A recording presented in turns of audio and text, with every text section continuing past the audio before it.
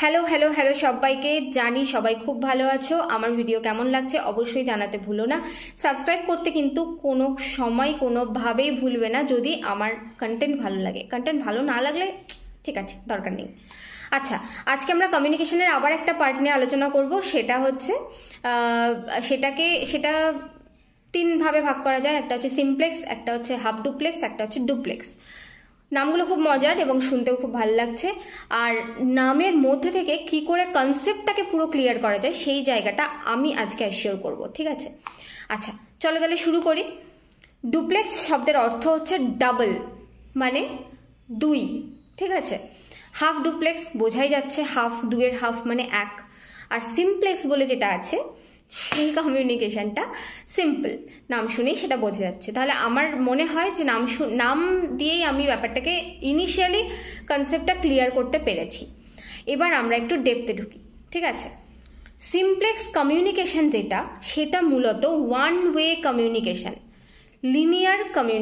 Linear model of communication, ঠিক আছে? Linear model of communication কি? যেটা যে মেসেজটা সেন্ডার থেকে কি বলবো রিসিভারের কাছে যাবে, কিন্তু সেখান থেকে কোনো ফিডব্যাক আসবে না, সেটা হচ্ছে সিমপ্লেক্স কমিউনিকেশনের আন্ডারে পড়ে। খুব ইজিলি আমরা এই উদাহরণটা বলে দিতে পারি, সেটা হচ্ছে রেডিও, টেলিভিশন, এগুলো কিন্তু সিমপ্লেক্স কমিউনিকেশনের উদাহরণ। আচ্ছা, এইবারে আমি আসি half duplex communication. Half duplex communication হচ্ছে, এটা কিন্তু টু ওয়ে কমিউনিকেশন, ঠিক আছে? মানে সেন্ডারের মেসেজ যাবে রিসিভারের কাছে, আবার রিসিভারের মেসেজও আসবে সেন্ডারের কাছে। কিন্তু মুশকিলটা যেটা হলো সেটা হচ্ছে এই কমিউনিকেশনে মেসেজ সঙ্গে সঙ্গে ট্রান্সফর্ম করবে না।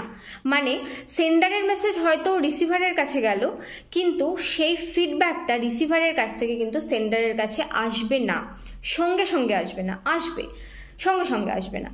সেই কারণে এটাকে বলে হাফ ডুপ্লেক্স কমিউনিকেশন। মানে ওয়াকি টকি কিন্তু এর একটা বড় উদাহরণ হচ্ছে হাফ ডুপ্লেক্সের। এবার ফুল ডুপ্লেক্স কমিউনিকেশন কি? ফুল ডুপ্লেক্স কমিউনিকেশন সব থেকে এসেনশিয়াল আমাদের জীবনে, এবং এটা আমাদের রোজকার জীবনের খুব ইম্পর্টেন্ট একটা পার্ট। ফুল ডুপ্লেক্স কমিউনিকেশন এটা কি? এটা হচ্ছে একটা টু ওয়ে কমিউনিকেশন প্রথমত, কারণ সেন্ডারের মেসেজ রিসিভারের কাছে যাবে, রিসিভারের মেসেজ আবার সেন্ডারের কাছে আসবে, কিন্তু সেটা তৎক্ষণাৎ, মানে তক্ষুনি হবে। ফেস টু ফেস কমিউনিকেশন কিন্তু ফুল ডুপ্লেক্স কমিউনিকেশনের একটা দারুণ উদাহরণ হতে পারে, ঠিক আছে? যখন আমরা কথা বলবো তখনই সেখান থেকে ফিডব্যাক আসবে। আবার টেলিফোনিক কনভারসেশন, সেটাও কিন্তু ফুল ডুপ্লেক্স কমিউনিকেশনের আন্ডারে পড়ছে, যাতে আমরা তখনই আমাদের কাছে মেসেজ, ফিডব্যাক এবং সবকিছু চলে আসে। তো আমার টপিক আজকে এই পর্যন্তই ছিল। আশা করছি তোমাদের কনসেপ্ট ক্লিয়ার হয়ে গেছে। কনসেপ্ট নিয়ে আর কোনো অসুবিধা থাকার কথা নয়। এটা কিন্তু ইউজিসি নেটের খুব একটা ইম্পর্টেন্ট পার্ট বা খুব একটা ইম্পর্টেন্ট চ্যাপ্টার। তো তোমাদের যদি মনে হয় যে আমার ভিডিও ভালো লেগেছে, অবশ্যই সাবস্ক্রাইব করো। আজকের টপিকটা কেমন লাগলো, ইন্টারেস্টিং কিনা সেটা জানাতে কিন্তু একদম ভুলো না। আজকের মতো টাটা, দেখা হবে পরের ভিডিওতে।